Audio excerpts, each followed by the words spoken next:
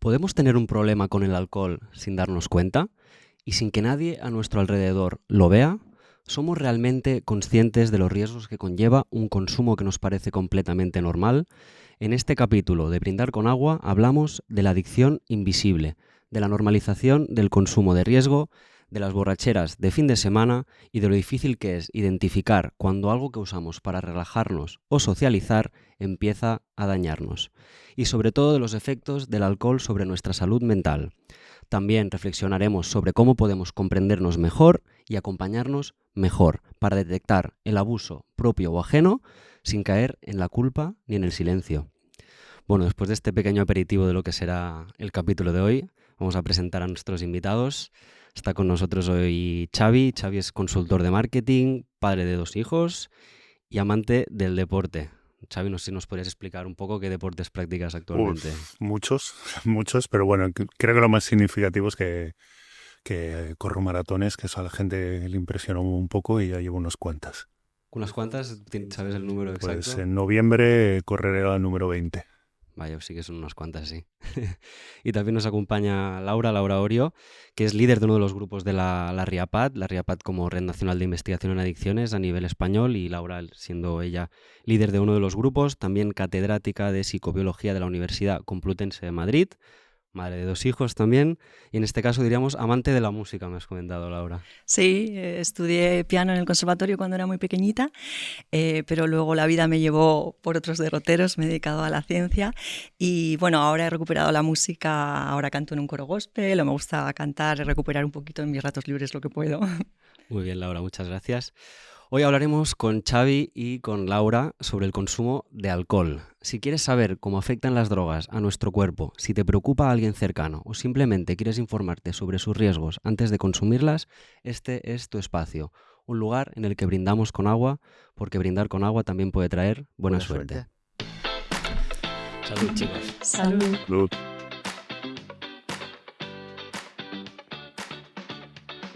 Desde el Hospital Clínic Barcelona y la RIAPAD, la Red de Investigación en Atención Primaria de Adicciones, y en colaboración con el Hospital del Mar, bienvenidos y bienvenidas al videopodcast de Drogas y Adicciones. Bienvenidos a Brindar con Agua, con Daniel Folk. Y vamos con el plato fuerte, todo lo que nuestros invitados tienen que contarnos desde su experiencia y conocimiento sobre el tema de hoy. Empezamos hablando con Xavi, que me gustaría, Xavi, que si podías empezar contándonos tu historia con el alcohol, un poquito. Desde el principio, yo creo que empecé, no sé, la primera vez que consumí alcohol, pues 13, 14 años con los amigos, a escondidas, en fiestas de pueblo.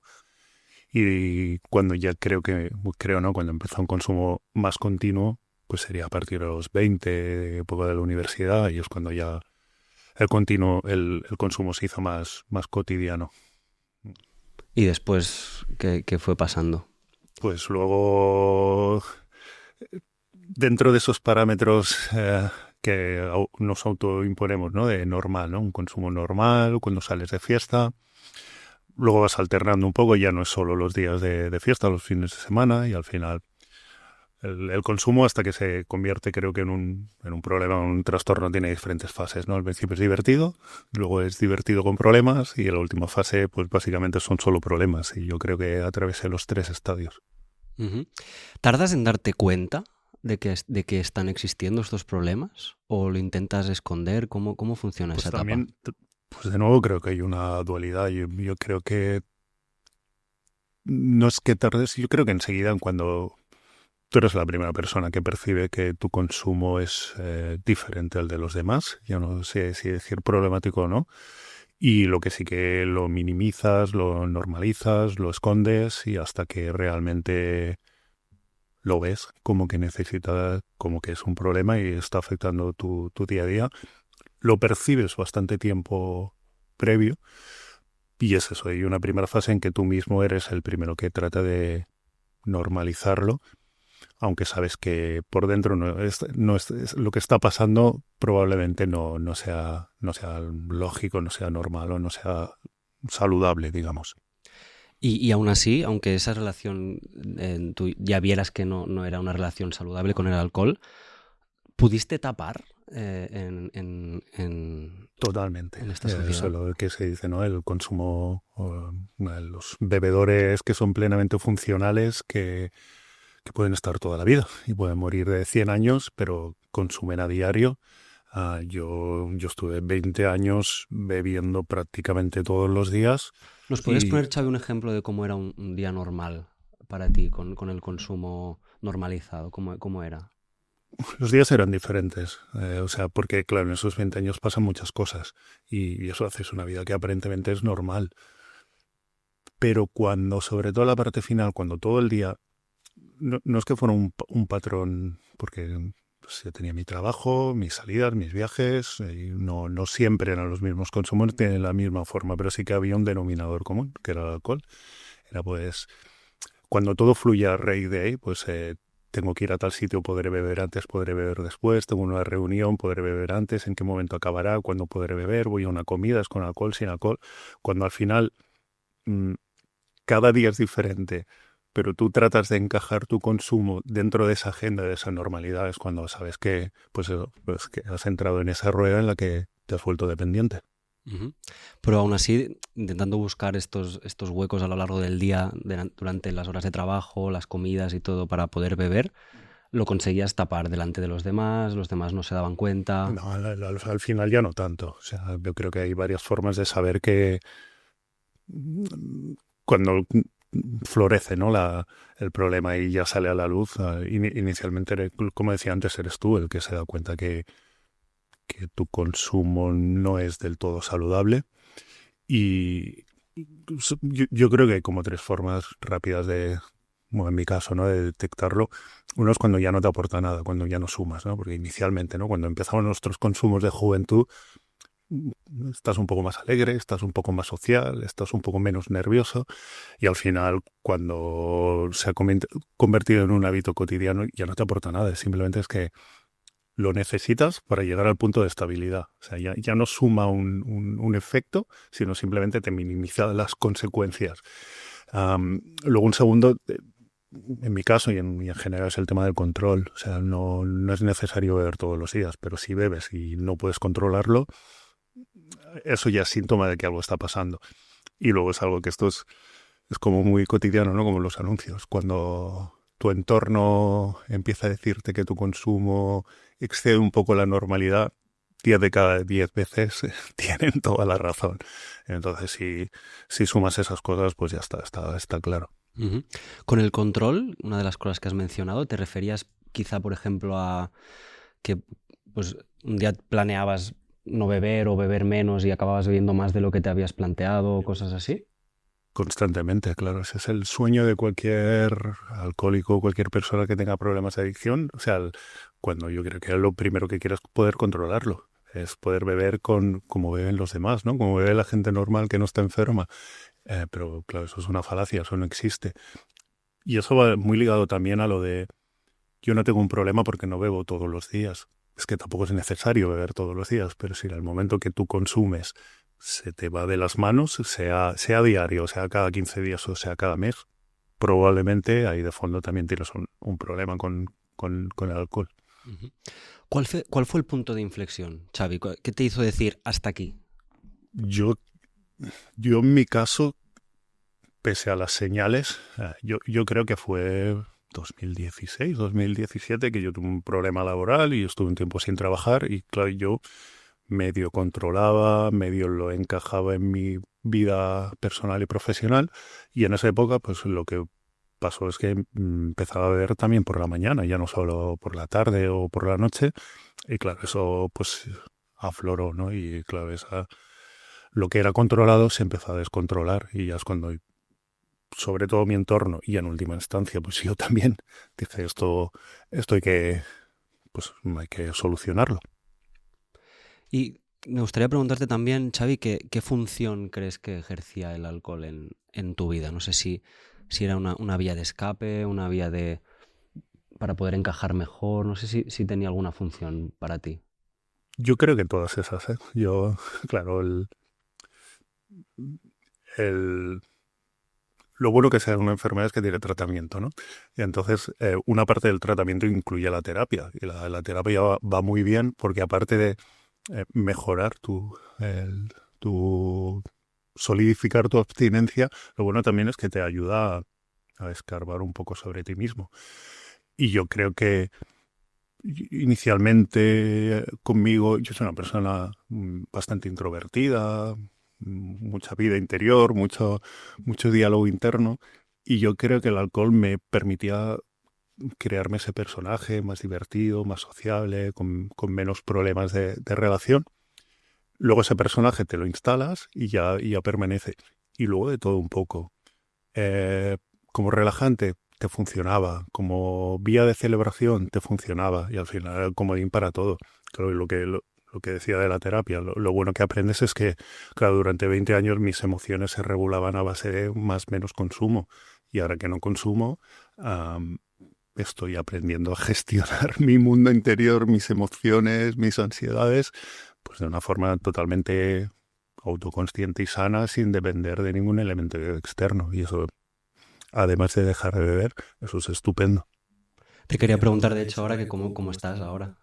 Genial, genial. O sea, claro, si me dijeran, o sea, a veces, ¿no? Lo de estoy contento de haber tenido este problema porque ahora me ha hecho ser como soy. Hombre, pues yo no sé si contento, porque claro, hay momentos o situaciones que me gustaría no haber pasado. Pero sí que me ha permitido, más allá de la parte física o de la dependencia física, pues trabajo personal que de otra forma probablemente no habría hecho. Uh-huh. Xavi, para terminar, una pregunta que le hacemos a todos los invitados. Si tuvieras delante a alguien con un problema de consumo de alcohol que aún no lo termina de saber, pero siente que algo no le va bien, ¿qué le dirías? Es que es complicado porque yo percibo, ¿no? Gente de mi alrededor que detectas. Ahora tienes un radar cuando sabes que alguien tiene, digamos, que una relación complicada con el alcohol. Si la persona no quiere, es imposible. O sea, puedes estar a su lado, pero no la puedes salvar. Lo que sí que diría es contar mi experiencia y que se vive muchísimo mejor al otro lado y que es tan duro, pero tan sencillo como pedir ayuda. O sea, es una enfermedad que se trata a través del sistema público de sanidad, que te van a ayudar, que te van a entender, que te van a cuidar y que si das ese paso, garantizarles que al otro lado se vive mucho mejor. Pues muchas gracias, Xavi. Laura, ¿somos conscientes de los riesgos del consumo de alcohol como sociedad? Yo creo que en cierta medida está invisibilizado, ¿no? Lo que sucede con el alcohol es que es una droga, pero es una droga legal. Esto hace que, en primer lugar, sea fácilmente accesible en nuestra sociedad y, por otro lado, yo creo que la percepción de riesgo que tenemos es baja, ¿no? Es para una droga que tiene muchísimos riesgos, como vamos a hablar a lo largo de hoy, ¿no? Entonces, es verdad que la sociedad sabe que existe pues el alcoholismo, ¿no? El trastorno por consumo de alcohol del que hablamos ahora, pero es verdad que en muchas ocasiones se ve como algo completamente ajeno. Y pocas veces nos damos cuenta de lo presente que está el alcohol en el día a día en nuestras vidas, ¿no? Alrededor de nuestros hijos, de nuestros adolescentes, de nuestras celebraciones, como decía Xavi, en cada una de nuestras tradiciones, nuestros momentos buenos de celebración. Y bueno, pues creo que no siempre somos conscientes de todos los tantísimos riesgos que esta sustancia provoca en el organismo. Hablaremos un poco más en detalle hoy contigo, Laura, del impacto que tiene, sobre todo en el tema de la salud mental, del funcionamiento cognitivo. ¿Qué riesgos tiene el alcohol a nivel de salud mental? Pues fijaos, como decía antes, la idea de que sea una droga legal crea la falsa percepción de que es una droga más segura, ¿no? Más inocua, que es completamente falso en el caso del alcohol, porque el alcohol afecta y aumenta la vulnerabilidad a sufrir tantas patologías, ¿no? Tanto orgánicas como psicológicas y psiquiátricas, ¿no? Podemos mencionar algunas conocidas, ¿no? Como el riesgo de toxicidad hepática o diversos cánceres, pero algunos que no se comentan tanto, como por ejemplo el cáncer de colon o de mama, tan frecuentes en nuestra sociedad, ¿no? Pero si hablamos también de salud mental, que es lo que nos vamos a centrar, El abuso de alcohol, estamos hablando de patrones de abuso de alcohol, aumenta la vulnerabilidad de sufrir trastornos del estado del ánimo, ¿no? Como pueden ser trastornos de la ansiedad, trastornos de tipo depresivo, e incluso aumenta la vulnerabilidad de empeorar un trastorno mental que ya existe, preexistente, ¿no? E incluso actualmente hay una investigación potente tratando de explicar a la sociedad que el abuso de alcohol también tiene consecuencias muy graves en el funcionamiento cognitivo, por ejemplo, en la predisposición a sufrir demencias. Y hay un dato tremendo, que es que las demencias de inicio temprano, o sea, aquellas que se producen antes de los 65 años, que pueden comenzar a los 40, a los 50 años, muy jóvenes. Estas demencias de inicio temprano, que están relacionadas con factores genéticos, pero también con estilos de vida, están absolutamente asociadas al consumo de riesgo de alcohol. Y yo creo que es una alerta importante que tenemos que dar a la sociedad. Uh-huh. Lo hemos hablado un poco con Xavi, pero ¿qué señales nos deberían alertar de que estamos desarrollando una relación poco saludable con el alcohol? Pues él lo ha explicado perfectamente. Hay algunos signos claros que a los profesionales nos dicen que ahí hay un problema, ¿no? Uno de ellos es la incapacidad para frenar el consumo, ¿no? Uno se plantea que va a consumir cierta cantidad y luego se encuentra que ha sido incapaz de parar. El hecho de que necesite cada vez mayores cantidades de alcohol para buscar los mismos beneficios, los beneficios placenteros que se buscan al principio. Esto es lo que llamamos tolerancia, ¿no? Se necesitan mayores cantidades de la sustancia para conseguir los mismos efectos. Esto es también otro síntoma. Y una cosa que le ha explicado muy bien es que la sustancia tome un lugar preferencial en la vida del individuo. Es decir, en el momento en que la sustancia es lo primero en tu vida, todo tu pensamiento, tu día a día está enfocado a buscar la sustancia, a buscar los lugares donde consumirlos, a pensar cuándo y cómo vas a consumirla. Pone por delante eso a tantas otras cosas, facetas personales y profesionales de una persona. Eso está indicando que ahí hay un problema, ¿no? Que eso no es saludable. No puede estar uno pendiente de una sustancia externa, ¿no? O enfocar toda su vida a eso. Eso es muy importante. Y otra cosa importante es también que, la que también ha explicado, que a pesar de que uno sabe que esa sustancia le sienta mal, sabe que tiene consecuencias negativas, es decir, que uno no es ajeno a que esa sustancia es tóxica y tiene consecuencias negativas para uno mismo, a pesar de que sabe eso, sigue consumiendo. O sea, es incapaz de frenar. Para mí esos serían los más importantes. Luego hay otros también, pues por ejemplo, como los signos de abstinencia. Cuando una persona no ha consumido en un tiempo, pues se nota síntomas físicos como temblores o psicológicos como ansiedad, irritabilidad, inestabilidad emocional, que le están indicando que necesita eso para estar bien. Es otro síntoma, ¿no? de que algo está fallando. ¿Nos podrías hablar ahora, Laura, del heavy drinking? ¿Qué es heavy drinking o binge drinking y qué riesgos conlleva? Pues el heavy drinking es un consumo excesivo de alcohol, ¿no? Hay dos tipos de ellos. Uno es el binge drinking, como tú dices, que son los atracones de alcohol, lo que coloquialmente en nuestra sociedad hablamos botellones, ¿no? Se define científicamente como el consumir 4 o 5 bebidas, dependiendo de si hablamos de mujeres o de hombres, en un intervalo de tiempo muy corto, muy breve, en torno a unas 2 horas. Esto es habitualmente lo que se hace quizás en botellones, ¿no? Con ese patrón de consumo de alcohol, los niveles de alcohol en sangre aumentan muchísimo, de una manera muy drástica, y tiene consecuencias muy perjudiciales para la salud. Es decir, que no es lo mismo tomar esas mismas bebidas a lo largo del día, esa misma cantidad de alcohol, que tomarla toda junta. Ese patrón de consumo es extremadamente dañino para nuestra salud. También hay otros patrones de consumo dañinos, ¿no? Que son los que comentaba también Xavi, un consumo más regular, a lo mejor diario, pero que excede los límites establecidos, ¿no? Pues a lo mejor esos límites que se establecen más o menos entre 3 bebidas al día para una mujer, 4 para un hombre, por ejemplo, son patrones de consumo más regulares, pero que también son muy perjudiciales. Uh-huh. Y en una sociedad, ¿no, Laura? Hablábamos de donde está tan normalizado el consumo de alcohol, donde uno percibe muy poco si está haciendo un consumo de riesgo o no, si ese consumo le puede llevar problemas a largo plazo, donde incluso las personas con una adicción, nos comentaba Xavi, que pueden sobrevivir o funcionar más o menos, ¿no? con la adicción, ¿no? Estaríamos hablando de una adicción invisible. En esta sociedad que estamos viviendo ahora mismo, ¿cómo puede una persona empezar a cuestionarse su consumo sin sentirse juzgada? Es complicadísimo. También existe lo que llamamos la presión de grupo, ¿no? Especialmente cuando hablamos de jóvenes, ¿no? A veces uno inicia el consumo por los efectos beneficiosos, placenteros que puede producir la sustancia. Otras veces es simplemente por no destacar dentro de un grupo, ¿no? En el que lo normal es hacer eso. Y otras muchas veces, como también ha comentado Xavi, es para paliar un estado de ansiedad, de estrés o desinhibirse socialmente, ayudar un poco a la socialización. ¿Cómo cuestionarse uno si lo que está haciendo? Yo creo que primero hay que hacer un trabajo individual, ¿no? De introspección, pero es muy difícil hacerlo sin ayuda, como también nos ha explicado. La verdad es que las palabras de Xavi se nota que has tenido un proceso y es maravilloso escucharle realmente, porque él pone con su experiencia las palabras de lo que nosotros sabemos que hay que hacer, ¿no? Y entonces verle así es maravilloso, es increíble, lo ha explicado muy bien. Uno mira a su interior, pero en el caso suyo, por ejemplo, dice que la terapia le ha ayudado a conocer sus motivos, ¿no? A cuestionarse por qué estaba haciendo esto. Es muy difícil llegar a ese cuestionamiento si uno no se ha planteado que tiene un problema serio, ¿no? Realmente uno llega a ese planteamiento cuando está dispuesto a hacer algo y cuando reconoce que tiene un problema. Entonces, en el momento en el que cómo cuestionarse el consumo sin ser juzgado es muy difícil. Yo creo que hay que hacer una labor individual y sobre todo yo creo que pedir ayuda. Una buena estrategia es buscar a alguien que ofrezca una escucha activa, ¿no? Que nos escuche, a la que le podamos contar lo que nos está pasando sin que nos juzgue.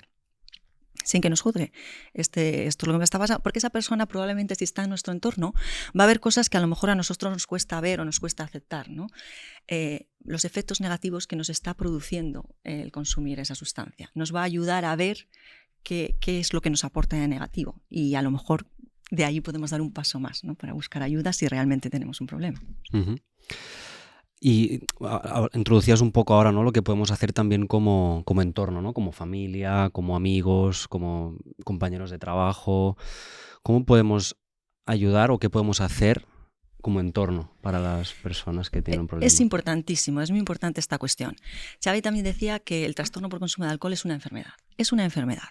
Es un trastorno biopsicosocial. ¿Qué significa esto? Que afecta a la esfera biológica, a la esfera psicológica y a la esfera social. El tratamiento tiene que ser también integral. Quiere decir que va a haber tratamientos que afectan a la parte biológica, van a haber tratamientos, fármacos que nos ayudan a controlar el consumo, a tener menos craving, no menos ansia por el consumo. Va a haber un tratamiento psicológico, como él explicaba, que nos va a ayudar a cambiar nuestros patrones de pensamiento, a cambiar nuestra relación con el alcohol, a entender nuestras motivaciones, a buscar un sentido de vida. Y la tercera parte es la que me preguntas, ¿no? La parte social, que es importantísima. La persona que tiene un trastorno por consumo de alcohol necesita de alguna manera cambiar el ambiente en el que ha consumido y necesita mucho apoyo también de la familia. Necesita cambiar el ambiente porque cualquier estímulo asociado al consumo de alcohol va a ser muchísimo más potente para una persona con un trastorno que para una persona que no lo tiene.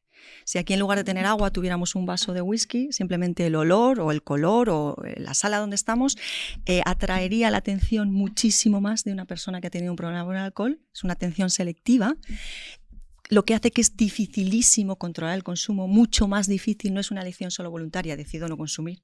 Igual tú decides no consumir, pero es una atracción que tiene una explicación biológica, ¿vale? Entonces, la familia, el entorno, es importantísimo que conozca que esto es un problema, que no es simplemente una elección, consumir o no consumir, sino que es un problema y que necesita un tratamiento que lleva tiempo. Y entre ese tratamiento puede ser aislar, al menos inicialmente, a la persona de esos estímulos que le van a precipitar una recaída, que va a ser incapaz de controlar para volver a consumir, ¿no? Puede ser estar en otro ambiente o con otras personas, o estar en una celebración familiar en la que, por lo menos al principio, no haya bebida, o que ellos sepan y respeten la elección de no beber de esa persona, porque muchas veces es, venga, hay que celebrar, brinda conmigo. No, nosotros estamos brindando con agua, ¿no? Respetar también la elección y el proceso de recuperación de esa persona. Y además, el que la familia participe en la recuperación se sabe ya que es un síntoma, es un signo de éxito en la recuperación. El sentirse apoyado, comprendido por los hijos, la mujer, los amigos, es una garantía más de éxito. Por lo tanto, el apoyo social es importantísimo dentro de la recuperación. Uh-huh. Y por último, Laura, preguntarte lo mismo que le he preguntado a Xavi, si tuvieras delante a alguien con un consumo abusivo de alcohol y que empieza a ver que algo no va bien, ¿qué le dirías?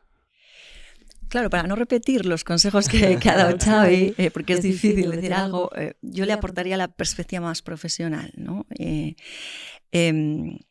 Porque ya hemos explicado que primero tiene que verlo él, si él no lo ve va a ser difícil, ¿no? Pero desde la perspectiva más profesional podemos decir que la sustancia va modificando poco a poco, muy gradualmente, la estructura y la función de nuestro cerebro. Muy gradualmente. De manera que cuando uno comienza a utilizar una droga, por ejemplo en este caso el alcohol, ¿no? A consumir, experimenta ciertos efectos beneficiosos, placenteros, ¿no? Y eso se relaciona con liberación de neurotransmisores, ¿no? Dopamina o encefalinas que están relacionadas con placer. Pero conforme el consumo se cronifica, el cerebro tiene un mecanismo de balance, ¿no? De contrarrespuestas. Nosotros necesitamos equilibrio. Conforme vas introduciendo una sustancia que provoca todos esos efectos de euforia, el cerebro va sintetizando otras sustancias, va poniendo en marcha otros mecanismos que tratan de equilibrar la balanza, ¿vale? Si esto se perpetúa durante mucho tiempo, cuando tú quitas la droga, dices, dejo de consumir. Esos mecanismos que son todos los contrarios, ¿no? Son mecanismos relacionados con ansiedad, con estrés, esos mecanismos se disparan. De manera que la droga es necesaria ya no para sentir el bienestar, el subidón del principio, la droga es necesaria para sentirse normal, para sentirse bien, lo que nos contaba Xavi, ¿no? Y eso tiene una explicación biológica. Por lo tanto, yo diría que hay que aprender a consumir de una manera responsable, sabiendo que es una sustancia que tiene ciertos peligros. Uh-huh. Esto que comentabas ahora, Laura, sería como que el cerebro se adapta a la droga, ¿no? Se ajusta a que la droga llegue diariamente o por lo menos de forma regular, y que cuando la quitas estamos hablando de un cerebro que ya se ha adaptado, ya se ha acostumbrado a ello. Eso, y el problema de todo esto es que ninguno de nosotros no sabemos dónde está ese punto de transición. Es decir, al principio los cambios que producen la sustancia son plásticos, flexibles, digamos. Imaginar una goma de pelo, ¿no? Provoco una fuerza, mis manos la muevo, cambio la forma y una vez que dejo de ejercer la fuerza vuelve a su estado natural. Pero con el paso del tiempo, imaginad que lo hago muchas veces. Eso empieza a deformarse y es difícil que eso vuelva a su estado natural, ¿no? Eso es lo que pasa con los cambios a largo plazo, los cambios neuroplásticos, ¿no? Que pueden ser permanentes. Y entonces realmente para volver a la normalidad vamos a necesitar ya una terapia integral, como hemos dicho antes, ¿no? Y lo difícil es saber en qué punto para cada persona, porque todos somos diferentes, hombres, mujeres, diferentes pesos corporales, diferentes historias familiares, sociales. Entonces, en qué punto está el riesgo, en qué punto está el límite, es diferente para cada uno de nosotros.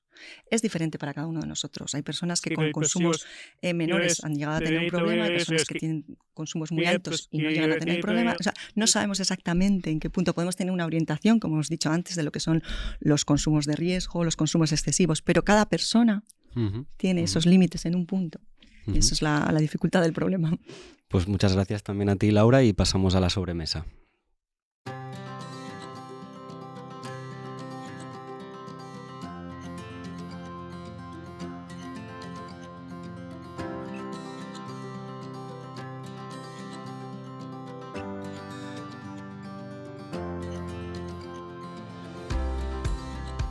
Bueno, pues pasamos a la sobremesa, que es este espacio en el que personas con adicción han querido un poco compartir sus pensamientos, su situación, y la idea un poco es que debatamos, reflexionemos sobre sus vivencias y bueno, de estas personas, ¿no? Que han vivido la adicción en primera persona.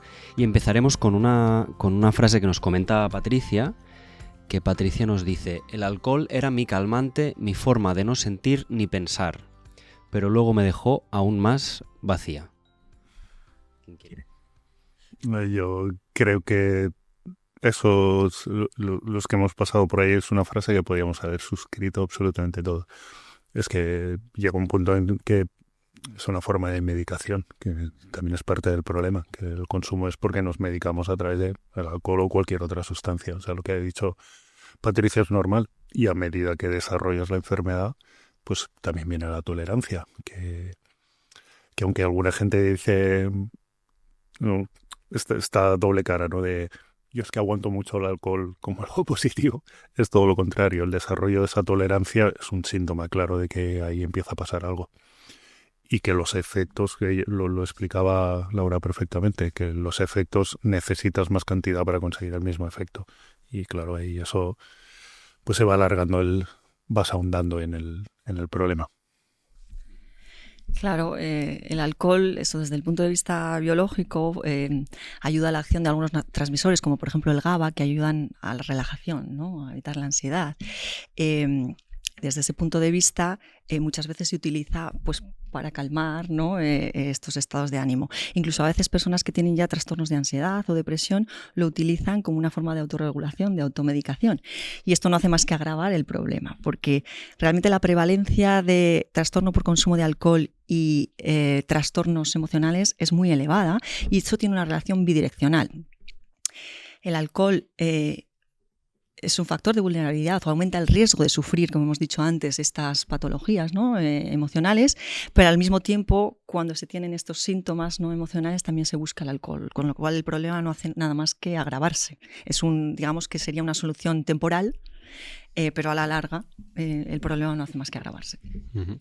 Porque como comentaba Xavi antes, al dejar el alcohol tuviste que aprender a autogestionar tus emociones, tus estreses, tus ansiedades, ¿no? Y el alcohol estaba cumpliendo esa función totalmente antes de... Total. Yo ahora soy un adolescente emocional. Nos comenta también Sandra, nadie imaginaba que yo tenía un problema, ni yo misma, hasta que no pude más. Pues también es una frase que podríamos haber suscrito muchísimas personas. Puedes estar dentro de los parámetros de un consumo de riesgo y que la gente de tu entorno no lo detecte durante décadas. Yo sí que creo que poco a poco llega un punto en que se vuelve progresivo. O sea que aunque haya gente que lo pueda mantener hasta el final, al final llega un momento en que se va volviendo progresivo y va saliendo a la superficie. Pero ese estado latente, semioculto, puede durar décadas y décadas de consumo continuo. Y aunque yo creo que nosotros sí que percibimos que algo por debajo no está transcurriendo de la mejor manera posible, también es que es la sociedad, el entorno, normaliza el consumo de alcohol. O sea, que yo me tome mis 4 vinitos por la noche para dormir mejor, pues puede pasar mucho tiempo hasta que digas quizá esto no es lo apropiado. Sí, yo creo que hay una invisibilidad, primero individual, o sea, uno se niega al principio porque es algo que hace todo el mundo delante tuyo, ¿no? De una manera u otra, en mayor cantidad o menos, pero es algo que está presente, no es que estés haciendo algo muy diferente. Entonces hay una invisibilidad, primero la negación de uno. Y luego hay una invisibilidad también social cuando hay un problema, ¿no? Porque hay cierto estigma también.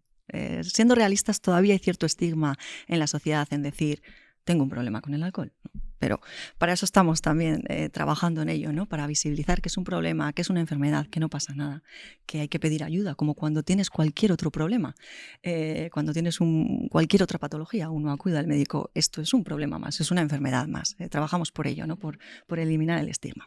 Uh-huh. Ponías cara, Xavi, de afirmación cuando mencionaba el tema del estigma, Laura. Totalmente.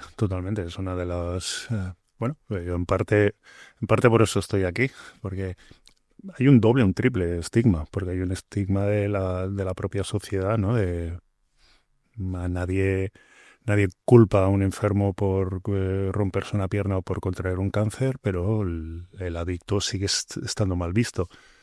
Pero voy a lo del doble estigma, es que también lo tenemos nosotros, es que la gente hablar abiertamente en un podcast o en el trabajo o con los amigos de que estás en tratamiento por problemas con una sustancia, muchas veces somos nosotros, los propios pacientes, los que nos ocultamos esa información y es un doble estigma el que pone la sociedad y el que nos ponemos, ¿no? El que, insisto, a nadie le dé la vergüenza decir que tiene un esguince, pero sí que tiene un problema con una sustancia. Y luego que ya evidentemente como especialista todavía más, pero yo por compañeras de tratamiento, hay un triple estigma, que esto todavía es más complicado para una mujer, porque está el estigma de la enfermedad y está el estigma de género que todavía dificulta más su recuperación.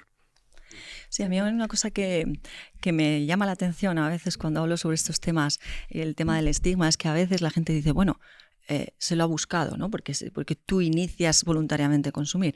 Pero yo a veces me pregunto, y si comparamos con otras enfermedades que realmente son enfermedades y que no están estigmatizadas, por ejemplo, el desarrollo de una diabetes, ¿no? O de una obesidad, que puede ser hereditario, puede ser por un problema de muy diversos tipos, pero también puede ser por un estilo de vida poco saludable, ¿no? Un tipo de alimentación que no se ha cuidado, ¿no? A falta de ejercicio, una alimentación. Quiero decir, tiene múltiples factores, al igual que lo tiene el consumo de alcohol, múltiples factores. Pero sin embargo, en esos casos, una persona que desarrolla obesidad o diabetes por estos motivos, entre otros, no está mal visto, o sea, está mucho más fácilmente considerado. Sin embargo, cuando alguien explica que a través del consumo de una sustancia ha llegado a padecer una enfermedad y el consumo de esa sustancia puede venir derivado de muchísimos factores, también sociales, ambientales, también genéticos, porque la tasa de heredabilidad genética del alcoholismo es muy elevada. Quiere decir que también hay factores biológicos que influyen en que una persona pueda tener un problema y otro no, y también los factores ambientales que hemos considerado, ¿no? Pero me llama la atención cómo tenemos esa vara de medir diferente, ¿no? Para algunas enfermedades y, sin embargo, los trastornos mentales todavía, incluidas las adicciones, todavía hay detrás ese estigma. Uh-huh. Aprovecho, Xavi, si me dejas, para preguntarte, ya que mencionabas esto del estigma y cómo también te ve afectado a ti, si es difícil para ti, por ejemplo, estar hablando de esto ahora. He de decir que cada vez menos. Supongo al principio sí. En esa gestión emocional, ¿no? que lleva el proceso de recuperación, estando bien mi entorno, controlando en primer lugar, yo mismo. O sea, lo más importante es cómo me siento yo. Y luego, en segunda instancia, lógicamente la gente que quiero, la gente que me está alrededor. El resto es que no quiero ser mal educado, pero me da igual si lo entienden o no. O sea, también entiendo que no quiero sonar... También es complicado, porque para mí mismo en primera persona el creerte, el percibirlo como una enfermedad, el naturalizarlo, el que es algo que puede ser genético, 100.000 cosas, yo creo que empieza por nosotros, ¿no? O sea que si a mí me ha costado entender la enfermedad y ya la entiendo con total naturalidad, pues tampoco puedo pretender que todo el mundo la entienda y la comprenda con la misma naturalidad que yo. Dicho esto, es que cada vez menos. Yo creo que conforme pasa el tiempo, cada vez yo estoy mejor y llevo más tiempo abstinente y todo más controlado. Es que lo que perciban los demás me da un poquito igual. O sea, en mi vida, estando yo bien, no sé. Sigue estando el estigma y sigue siendo complicado y pues el participar aquí o depende en qué entornos decirlo o no decirlo, pero también en parte como cualquier enfermedad, porque si tú sufres una patología no tienes por qué ir explicándolo, no lo vas contando por ahí. Pero ahora yo sí que me encuentro que tengo menos problemas en contarlo. Y al revés, o sea, no... Un poco como decía antes, ¿no? Si estás contento de haber tenido esto por todo lo que luego posteriormente te ha supuesto, hombre, pues tampoco diría eso. Pero que ahora yo vivo mi recuperación, mi estado actual con orgullo. O sea, no es una enfermedad que te tiende a aislar, ¿no? Y la sufres en silencio, pues creo que la solución es recuperarte abiertamente. No te puedes recuperar en silencio. Muchas gracias, Xavi, por esto que nos has compartido más íntimo, más tuyo. Y también quería retomar algo que hemos mencionado antes un poquito, que es que realmente tampoco tenemos que dar la sensación de que somos unos haters del alcohol, de que el alcohol se tendría que prohibir y que nadie lo tendría que consumir. Pero sí que es verdad, no sé si Laura puedes añadir más sobre esto, de que ¿tendríamos todos que cuestionarnos nuestro consumo? No, mirad, tenemos que aceptar la realidad y la sociedad en la que vivimos, ¿no? Como hemos dicho antes, el alcohol está absolutamente presente en nuestras vidas. Yo soy riojana, con más motivo he vivido, he crecido en una tierra, vamos, que tiene absolutamente devoción, pasión por pues los productos que contienen alcohol, ¿no? Como el vino. Entonces me he criado en este entorno y ni mucho menos, ¿no? O sea, yo creo que tenemos que informarnos, que es lo que estamos tratando de hacer a través de este video podcast, conductas, ¿no? Informar de los riesgos. ¿Y se puede decidir consumir alcohol? Por supuesto, está presente, es legal, se puede decidir. Ahora, podemos dar algunos consejos, especialmente para la gente joven o para la gente que se inicia, aunque son válidos para todos, en los que se puede consumir el alcohol a lo mejor de una forma pues que evitando estos riesgos, ¿no? Y, por ejemplo, una de las formas sería distanciar las tomas, ¿no? Si vamos a consumir varias consumiciones alcohólicas, bebidas alcohólicas, evitar esa forma de consumo que he explicado antes en botellón, de sin comida en el estómago, todas juntas en espacios cortos de tiempo, ¿no? Distanciar las tomas, se puede incluso tomar agua entre una copa y otra, o entre un vaso de vino y el siguiente, introducir alimentos, tomar agua o incluso controlar la cantidad de alcohol que se pone en un cóctel, en un cubata, que ya existen medidores también. O sea, podemos, digamos, disfrutar de lo que es también un consumo muy moderado de alcohol y luego cada uno también conocer sus límites, su historia personal y familiar, como hemos dicho también, porque también cuando en una familia hay un problema con el alcohol también hay que estar más vigilantes, ¿no? Pues también por el entorno en el que se ha vivido, por los factores genéticos que he dicho. Entonces, cada uno con sus propias circunstancias puede decidir responsablemente consumir o no. Uh-huh. De hecho, gracias que lo has mencionado, Laura, porque este espacio realmente también quiere ayudar a esas personas que quieren consumir, pero que quizá que antes de que prueben las drogas o de que empiecen a consumir, que puedan conocer los riesgos que supone el consumirlas para ya empezar el consumo de otra forma, ¿no?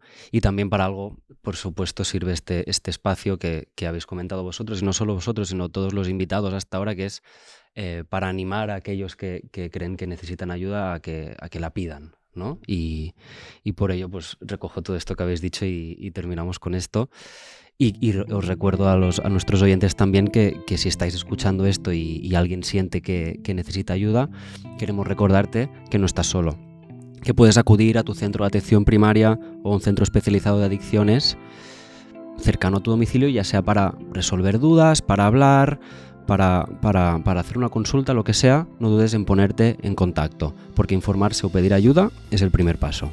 Pues muchísimas gracias, Xavi y Laura, por venir a hablar de alcohol aquí hoy a brindar con agua.